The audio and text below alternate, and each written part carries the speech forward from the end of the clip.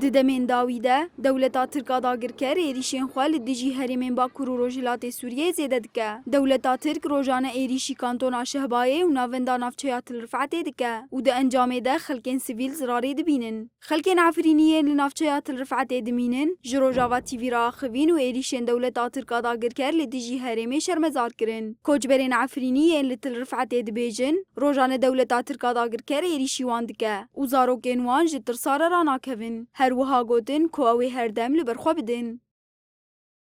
هرو نه زورو که ما خاو دکن و نه کل پیری ما نه در فلون گتشت رو تم قاذفه هانه تم ترس دلی ودو هانه انو حارتش دی دخوزن انو مجبرجی درخن امور در کمم که کدا هرن همه برخدوینه بکن و یونه بدش منی گل ما هوتی هفته جو فکری ساروک اوپو دا ترسه و همه برخدوینه بکن حتی دویه و هم پیچ نوبن هم دوسته دست بکنه همه برخدوینه بکن گشایدی مهبن مایزاره هبن هم جینو ترسن Her wiha ji xelkên navçeya Til Rifetê got ku dewleta Tirk dewleteke hovane ye. Gal, mêr, jin û zarokan bêcudahî dike hedef.